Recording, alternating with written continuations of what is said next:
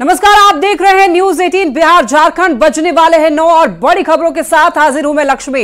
अमित शाह के बिहार दौरे में बदलाव किया गया है। 9 अप्रैल को अब गया के गुरारू में चुनावी जनसभा होगी। पहले ये 7 अप्रैल को होना था, जो कि अब बदलाव किया गया है तारीख में। अब 9 अप्रैल को गया के गुरारू में चुनावी जनसभा होगी। आपको बताते चले, औरंगाबाद लोकसभा में पड़ता है गुरारू प्रखंड। प्रत्याशी सुशील सिंह के पक्ष में जनसभा करने वाले हैं गृह मंत्री अमित शाह। बीजेपी के गया जिला मीडिया प्रभारी ने जानकारी दी है इस बात की। पहले 7 अप्रैल को अमित शाह की जनसभा होनी थी, जो कि बदलकर अब 9 अप्रैल को कर दिया गया है। यानी कि 9 अप्रैल को गृह मंत्री अमित शाह आएंगे और यहां पर चुनावी जनसभा करेंगे। प्रत्याशी सुशील सिंह के पक्ष में जनसभा करने वाले हैं। बीजेपी के गया जिला मीडिया प्रभारी ने इस बारे में जानकारी दी है।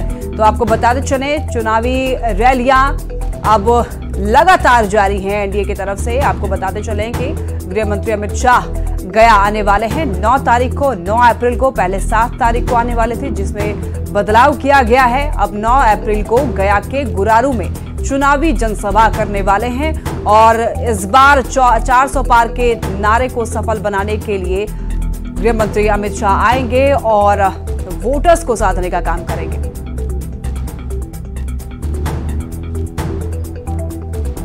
मुंगेर सीट से जेडीयू के लोकसभा प्रत्याशी राजीव रंजन सिंह उर्फ ललन सिंह ने नेता प्रतिपक्ष तेजस्वी यादव पर परिवारवाद को लेकर के निशाना साधा है। लखीसराय के बढ़ैया में जनसंपर्क अभियान के दौरान मीडिया से बात करते हुए ललन सिंह ने कहा है कि लालू परिवार में ऐसा कोई नहीं है जो राजनीति में नहीं है। तेजस्वी के परिवार में ऐसा कोई नहीं है जिनको चुनाव नहीं लड़वाया गया हो। यहां तक कि सिक्योरिटी वाले को भी ये लोग विधायक बनवा देते हैं, जिसके यहां पर ईडी का छापा पड़ रहा है।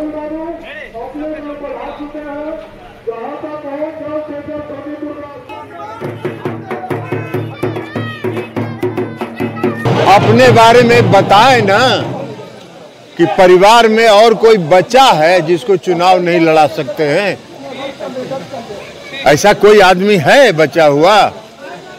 देखे नहीं कि कहाँ सिक्योरिटी उनका था, ओकरा भी एमएलए बना दिए और उसके अभी ईडी का छापा पड़ रहा है।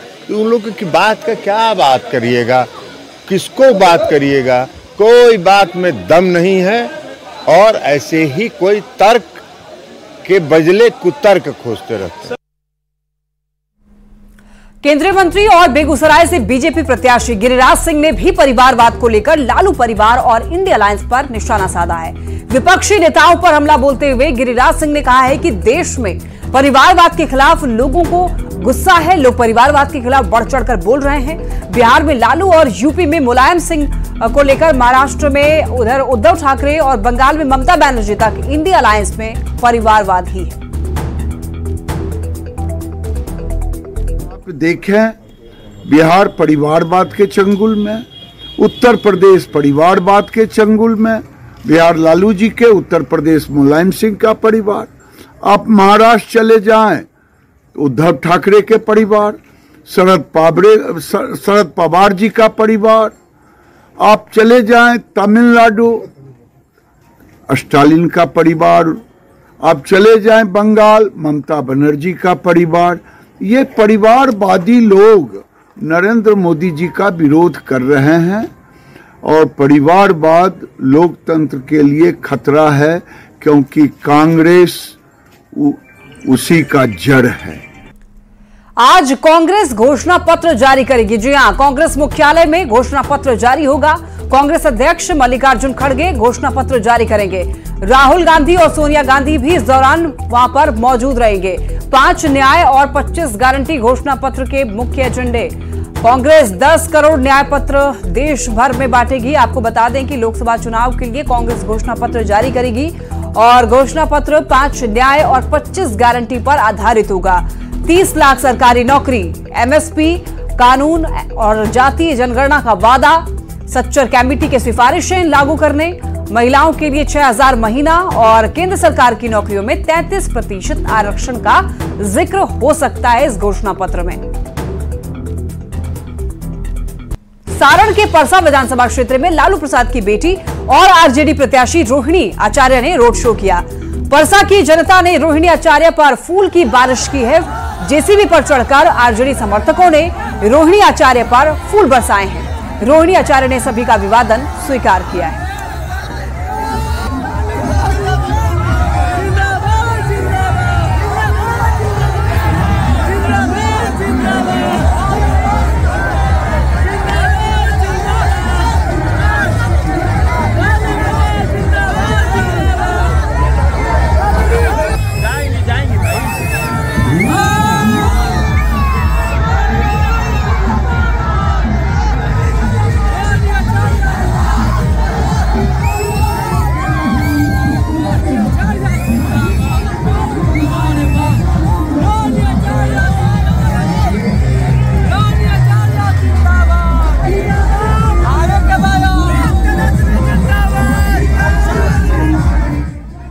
बेगूसराय से बीजेपी प्रत्याशी गिरिराज सिंह लगातार प्रचार अभियान में लगे हुए हैं। गिरिराज सिंह लालू प्रसाद पर हमलावर हैं तो पीएम मोदी और नीतीश की प्रशंसा करते हुए नहीं थक रहे हैं। बछवाड़ा में कार्यकर्ता संवाद में गिरिराज सिंह ने लालू प्रसाद पर हमला बोलते हुए कहा है कि वो परिवारवाद से बाहर नहीं निकल रहे हैं, जबकि नीतीश ने कभी अपने परिवार को बढ़ावा नहीं दिया है।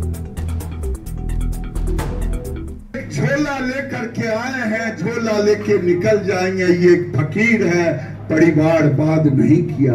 चार चार भाई थे, भाई को कभी सटने नहीं दिया, सत्ता के करीब आने नहीं दिया। ऐसा बेटा है, मैं आज कह रहा हूं, कभी विश्व में विवेकानंद ने भारत का तिरंगा फहराया था, भगवा को लहराया था, भगवा को लहरा करके टंका पीटने का काम किया था पूरे दुनिया में। और अभी नरेंद्र मोदी फहरा रहा है, ये यही नरेंद्र मोदी है। और खबर भोजपुर से है। महेंद्र कुमार अब भोजपुर के नए डीएम होंगे। नीरज कुमार सिंह भोजपुर के नए एसपी होंगे। कार्तिकेय शर्मा नवादा के नए एसपी होंगे। प्रशांत कुमार नवादा के नए डीएम होंगे। आपको बता दें कि निर्वाचन आयोग ने दोनों के नाम पर सहमति दी है। राज्य सरकार के गृह विभाग ने अधिसूचना जारी की है। तो भोजपुर के नए डीएम होंगे। आपको बताते चले, भोजपुर के महेंद्र कुमार अब नए डीएम होंगे, तो वहीं नीरज कुमार सिंह भोजपुर के नए एसपी होंगे। और बात करें अगर नवादा की, तो नवादा के नए एसपी होंगे कार्तिकेय शर्मा। और डीएम की अगर बात करें तो नवादा के नए डीएम होंगे प्रशांत कुमार। तो निर्वाचन आयोग ने दोनों के नामों पर सहमति दी है। राज्य सरकार के गृह विभाग ने यह अधिसूचना जारी की है। लोकसभा चुनाव की घोषणा होते ही भोजपुर जिले में राजनीतिक सरगर्मी तेज हो गई है। आरा लोकसभा सीट से पक्ष और विपक्ष दोनों ही ओर से उम्मीदवारों के नामों की घोषणा कर दी गई है। जहां एनडीए की तरफ से वर्तमान सांसद आरके सिंह तीसरी बार बीजेपी से चुनावी मैदान में उतरे हैं, तो वहीं महागठबंधन में सीट शेयरिंग के तहत सुदामा प्रसाद को टिकट मिला है। राजनीतिक दल चुनावी मुद्दों को लेकर जोर शोर से प्रचार प्रसार कर रहे हैं। ज्यादा जानकारी दे रहे हैं संवाददाता चंदन कुमार। लोकसभा चुनाव की घोषणा होते ही भोजपुर जिले का राजनीतिक तापमान अब धीरे धीरे बढ़ने लगेगा। वैसे तो इस जिले में लोकसभा और एक विधानसभा के उपचुनाव के लिए 1 जून को वोट डाले जाएंगे, लेकिन चूँकि भोजपुर जिला एक ऐतिहासिक जिला रहा है, वीरों की धरती रही है और यहाँ से हर बार एक नया संदेश जाता रहा है। और इसको लेकर के आज हम मौजूद हैं वीर कुंवर सिंह विश्वविद्यालय कैंपस में। विश्वविद्यालय कैंपस से ही छात्र राजनीति की शुरुआत होती है और आगे चल कर के लोग देश के सर्वोच्च पदों तक जाते हैं। हमारे साथ कई लोग मौजूद हैं, हम उनसे बातचीत करेंगे और जानने का प्रयास करेंगे कि निश्चित तौर पर बाबू कुंवर सिंह की धरती है, संघर्ष करने पर विश्वास करती है और यहाँ विकास बहुत बड़ा मुद्दा होगा। वैसे बिहार जातीय राजनीति के लिए चर्चित है।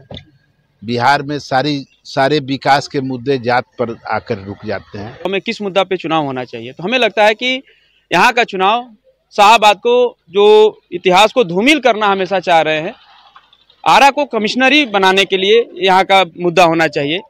यहाँ पे यूनिवर्सिटी है, यूनिवर्सिटी को सही ढंग से चलाने के लिए हम लोग राष्ट्रवाद के मुद्दे पर चुनाव लड़ने जा रहे हैं, क्योंकि ये जो चुनाव होने जा रहा है राष्ट्रवाद पे, राष्ट्रहित स्वर पर ही हम लोग के लिए, क्योंकि माननीय प्रधानमंत्री जी के नेतृत्व में सबसे बड़ा जो मुद्दा था धारा 370, उन्होंने धारा 370 हटा के पूरे देश को एक सूत्र में पिरो दिया।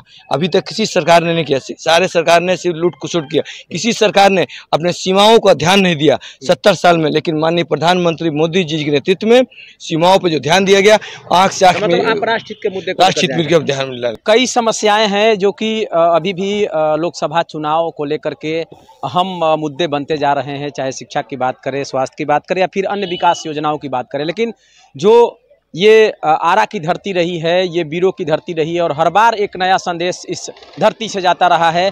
तो इस बार भी हम न्यूज़ 18 के माध्यम से तमाम दर्शकों से ये अपील करेंगे कि आप पहले मतदान करें, क्योंकि मतदान सबसे ज़्यादा ज़रूरी होता है। मतदान के बाद ही आप उस दिन कोई काम करें, क्योंकि आपके एक मतदान से स्वच्छ और सुंदर लोकतंत्र का निर्माण होता है।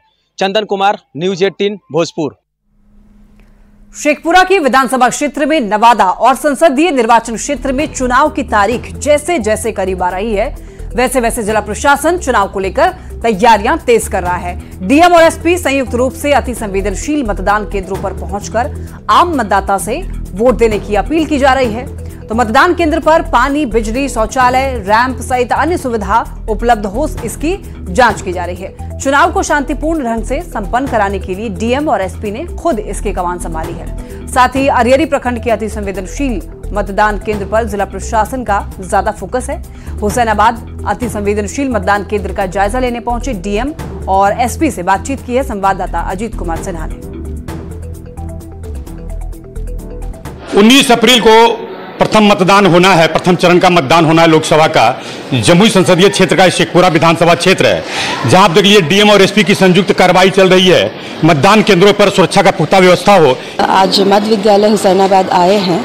ये हमारा एक क्रिटिकल बूथ भी है, तो मैं और एसपी साहब एक जॉइंट निरीक्षण भी कर रहे हैं। अगल बगल के लोग में ही हम लोग थोड़ा सा कॉन्फिडेंस इंस्टिल करने के लिए आए हैं, उनको मोटिवेट करने के लिए मतदान के दिन वो सेफली यहाँ पे आए और अपना वोट वो दर्ज करें। यही हमारा मेहनत का ये है कार्य। तो अश्योर्ड मिनिमम फैसिलिटीज़ बोलते हैं ईसीआई की गाइडलाइंस में, तो सभी फैसिलिटीज़ हम लोग मतदान के दिन देने वाले हैं, जैसे ड्रिंकिंग वाटर है, रैंप हैं और शेड का फैसिलिटी है, टॉयलेट्स हैं, ये सब हम लोग देने वाले हैं। क्रिटिकल बूथ है उस सभी पर सीपीएमएफ की तैनाती हम लोग करेंगे। उसी का हम लोग जायजा ले रहे हैं कि कहाँ कहाँ क्रिटिकल बूथ है, क्रिटिकलिटी का कारण क्या है। अभी जैसे यहाँ के बारे में बताया गया कि यहाँ 2015 में कुछ समस्याएं हुई थी, जिसके कारण इस बूथ को क्रिटिकल बूथ में रखा गया है। आसपास के लोगों से भी हम लोग मिलेंगे, वहाँ हम लोग अगर कोई ऐसी समस्या होगी तो हम लोग सीपीएमएफ के थ्रू जो है फ्लैग मार्च भी करवाएंगे। और फ्लैग मार्च लगातार चल भी रहा है, जितने भी वल्नरेबल हेलमेट्स हैं सब जगह फ्लैग मार्च की कार्रवाई चल रही है सीपीएमएफ के द्वारा, और आगे जो भी और भी आवश्यक कार्रवाई होगी सब होगी। लगातार जिला प्रशासन द्वारा कार्रवाई की जा रही है ताकि शांतिपूर्ण और निष्पक्ष मतदान हो सके। ये बिल्कुल सार्थक पहल है। मतदान केंद्रों का भी निरीक्षण किया जा रहा है। अजीत कुमार सिन्हा, न्यूज़ 18 शेखपुरा। और अब अपने लोकसभा सीट से अपने उम्मीदवार को जानिए। आपके उम्मीदवार के पास में कितनी संपत्ति है, आपराधिक मामले कितने हैं, आपके उम्मीदवार ने कितनी शिक्षा ली है, ये सभी जानकारी न्यूज़ 18 आपको दे रहा है। तो आपको बताएंगे कि देखिए, कटिहार लोकसभा सीट से तारिक अनवर जो कि कांग्रेस के प्रत्याशी हैं, इनके पास आपको बताते हैं कि कुल संपत्ति कितनी है। देखिए 1 करोड़ 11 लाख इनके पास संपत्ति है। शिक्षा इन्होंने बीएससी की इनके पास डिग्री है। आपराधिक मामले इन पर कोई भी नहीं है और इनकी उम्र जो है वो 73 वर्ष है। तो ये थे कटिहार लोकसभा सीट से तारिक अनवर, कांग्रेस के प्रत्याशी। इनके बारे में हमने आपको जानकारी दी।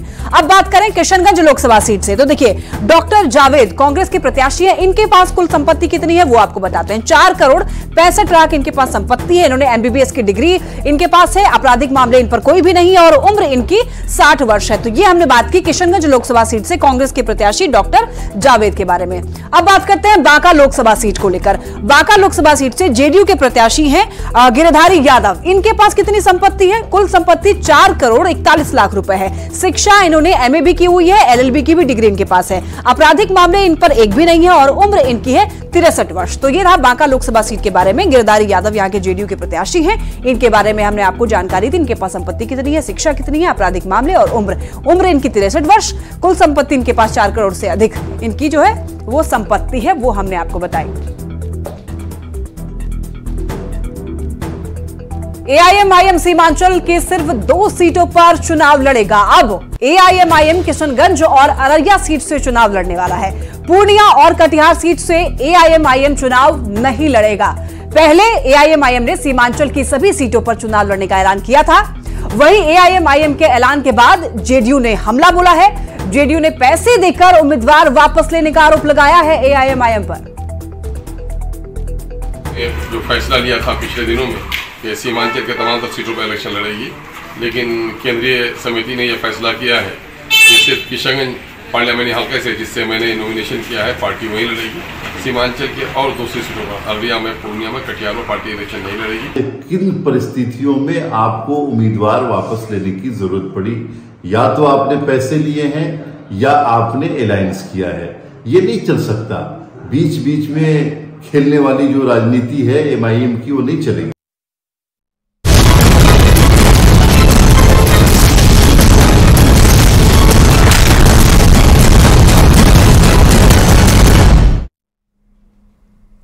आरा से एक बड़ी खबर है। भीषण सड़क हादसा आरा में हुई है। आपको बता दें कि 3 लोगों की मौत हो गई है इस हादसे में। टायर फटने से ये बड़ा हादसा हुआ है। 6 से ज्यादा लोग बुरी तरीके से जख्मी बताए जा रहे हैं। सभी घायलों को सदर अस्पताल में भर्ती कराया गया है। तो आरा से ये बड़ी खबर सामने आ रही है। भीषण सड़क हादसा और इस हादसे में 3 लोगों की मौत हो गई है। टायर फटने से यह हादसा हुआ है। 6 से ज्यादा लोग जख्मी बताए जा रहे हैं। सभी घायलों को सदर अस्पताल में भर्ती कराया गया है। तो इस हादसे में बता दें आपको कि 6 से ज्यादा लोग जख्मी हैं और 3 लोगों की मौत हो गई है इस हादसे में। और जो लोग घायल हैं उनको अस्पताल में भर्ती कराया गया है। उनके परिजन पहुंच रहे हैं अस्पताल में। ये लोग सभी लोग पार्थिव शरीर को लेकर बक्सर जा रहे थे। कैसे मौत हुआ था? उनका उनका तबीयत थोड़ा सा खराब था। हम लोग ले जा रहे थे आरा। उसी क्रम में बीच में तिनोनी से पहले ही, ठीक कुछ पहले, रियल ढाबा के पास 10 कदम पहले एक्सीडेंट हुआ, जिसमें 3 लोगों की मौत हो गई है। नालंदा के बिहार शरीफ मंडल कारा में एक कैदी की संदेहास्पद स्थिति में मौत हो गई है। जानकारी के मुताबिक कैदी पिछले 15 दिनों से नशा करने के आरोप में जेल में बंद था। कैदी की मौत के बाद परिजनों ने पुलिस पर मारपीट करने का आरोप लगाया है कैदी के साथ, जिसके बाद आक्रोशित लोगों ने अस्पताल पहुंच करके अस्पताल मोड़ को जाम कर दिया है। वहीं घटना की जानकारी मिलने के बाद पुलिस अस्पताल मोड़ पर पहुंचकर आक्रोशित लोगों को समझा बुझाकर जाम हटाने का प्रयास कर रही है। तो एक कैदी की मौत के बाद परिवार वालों में काफी आक्रोश है जेल प्रशासन को लेकर। हाँ, इसका देखिए बीमार चल रहा है, फिर भी इसको बहुत मारा गया। पेपर में भी देखिएगा कि इसका नाम खाली आया था, लेकिन इसको खड़ी नहीं किया गया था नाम। जब पेपर फोटो ले आया था, हम जेल में भी कागज पत्र भेजे कि बीमार है, हमको इसको बेल दे दीजिए, लेकिन कोई सुनवाई नहीं हुआ। IPS शीला ईरानी की मुश्किलें बढ़ गई हैं। पटना से यह बड़ी खबर। धोखाधड़ी और आय से अधिक संपत्ति का ये मामला। EOU ने मामले की जांच शुरू की। आर्थिक अपराध इकाई जांच कर रही है। आर्थिक अपराध इकाई ने पूछताछ भी की है। आपको बताते चलें कि EOU SP के नेतृत्व में जांच कमेटी बनी हुई है और जांच कमेटी में एक SP, एक DSP और 2 पुलिस इंस्पेक्टर शामिल हैं। DGP SK सिंघल के समय ही आय से अधिक संपत्ति की जांच का आदेश दिया था। ज्यादा जानकारी के लिए संवाददाता संजय हमारे साथ जुड़ रहे हैं। संजय, देखिए IPS शीला ईरानी की मुश्किलें बढ़ती हुई दिख रही हैं, पूरी जानकारी दीजिए। देखिए, बिल्कुल जो अभी फिलहाल ERSS है, यानी इमरजेंसी रिस्पांस सिक्योरिटी सिस्टम, और डायल 112, उसकी SP है शीला ईरानी। और इनके खिलाफ कुछ समय पहले कोर्ट में एक व्यक्ति द्वारा याचिका दायर की गई थी, जिसमें धमकी देने, व्यवसाय में धोखाधड़ी करने में सहयोग नहीं करने और आय से अधिक संपत्ति होने को लेकर समुचित जांच कराने की मांग की गई थी। तो इस मामले में जो इकोनॉमिक ऑफेंस यूनिट के सोर्स हैं वो बता रहे हैं कि जब SK सिंघल बिहार के DGP थे, तो उसी समय उन्होंने शीला ईरानी की आय से अधिक संपत्ति मामले में जांच का आदेश दिया था कि इनके आय से अधिक संपत्ति की जांच की जाए। तो उसकी भी जांच चल रही है। और व्यवसाय में जो धोखाधड़ी का मामला है, इसको लेकर एक कमेटी गठित की गई है। राजेश कुमार जो SP है इकोनॉमिक ऑफेंस यूनिट के, उनके नेतृत्व में 4 अन्य सदस्य हैं इसमें, जिसमें एक ASP है, एक DSP है और 2 पुलिस इंस्पेक्टर हैं। तो इस कमेटी ने शीला ईरानी को तलब किया और उनसे तकरीबन 3 घंटे तक आर्थिक अपराध इकाई में पूछताछ की गई है। कई अहम पहलू जो है उसकी जांच कर रही है आर्थिक अपराध इकाई की टीम, और जांच के बाद जो रिपोर्ट तैयार होगी उसको बिहार पुलिस मुख्यालय भेजा जाएगा। तो इनके खिलाफ 2 मामले हैं, एक व्यवसाय यानी कारोबार में धोखा देने के और दूसरे आय से अधिक संपत्ति मामले में। तो इन दोनों की जांच चल रही है। जी ठीक है संजय, बहुत धन्यवाद आपका तमाम जानकारियों के लिए। और बड़ी खबर गोपालगंज से, पुलिस ने नेपाल के रास्ते घुसे पश्चिम बंगाल के 3 संदिग्ध युवकों को गिरफ्तार किया है, जिनके पास से 8000 सिम कार्ड बरामद किए गए हैं और साथ ही नेपाली करेंसी भी इनके पास से मिला है। यूपी और बिहार के बलथरी चेक पोस्ट पर कुचायकोट थाने की पुलिस को वाहन जांच के दौरान सफलता मिली है। बताया जा रहा है कि साइबर अपराध में सिम कार्ड का इस्तेमाल करने के लिए नेपाल से बंगाल के मालदा जिला ले जाया जा रहा था और एसपी ने कहा है कि युवकों से पूछताछ की जा रही है। तीनों युवक अंतर्राष्ट्रीय साइबर क्राइम से जुड़े हुए सदस्य हो सकते हैं। इनके पास से नेपाली करेंसी के साथ ही मोबाइल फोन से लाखों का ट्रांजैक्शंस का भी डिटेल मिला है और 8000 सिम कार्ड बरामद किए हैं। 8000, आप सोच सकते हैं कि ये बहुत बड़ा अमाउंट होता है, 8000 सिम कार्ड।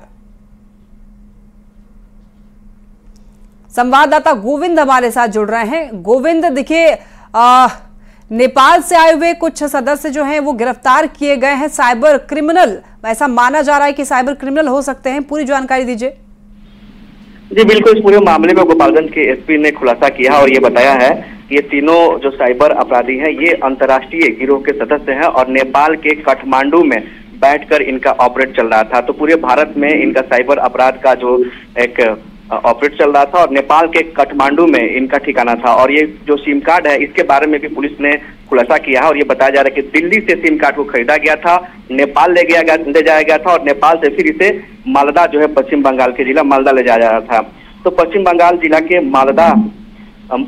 के मालदा के रहने वाले तीनों जो साइबर अपराधी उन्हें गिरफ्तार किया गया है और उनकी पहचान भी इस वक्त कर ली गई है। तो पश्चिम बंगाल के मालदा के रहने वाले मोहम्मद माउल शेख, दूसरे साइबर अपराधी की पहचान इकबाल हुसैन और तीसरे साइबर अपराधी की पहचान नूर आलम के रूप में की गई है। इनके पास से तकरीबन 8774 विभिन्न कंपनियों के सिम कार्ड है वो बरामद किए गए हैं। इसमें कुछ ऐसे सिम कार्ड है जो एक्टिवेट हैं, कुछ ऐसे सिम कार्ड है जो अब तक एक्टिवेट नहीं हुए हैं। तो पुलिस पूरे मामले में जांच कर रही है और ये पता लगाने की कोशिश की जा रही है कि इस गिरोह में और कौन कौन से सदस्य शामिल हैं। ठीक है गोविंद, नजर बनाए रखिए। फिलहाल आपका बहुत शुक्रिया तमाम जानकारियों के लिए। बेगूसराय में वाहन चेकिंग के दौरान बाइक सवार 2 अपराधियों ने एएसआई विवेकांत और एक पुलिसकर्मी पर जानलेवा हमला किया, जिसमें दोनों गंभीर रूप से घायल हो गए। दोनों का सदर अस्पताल में इलाज चल रहा है। जानकारी के मुताबिक पुलिसकर्मियों ने दोनों आरोपियों को हिरासत में लिया है और पुलिस फिलहाल पूरे मामले में जांच पड़ताल कर रही है।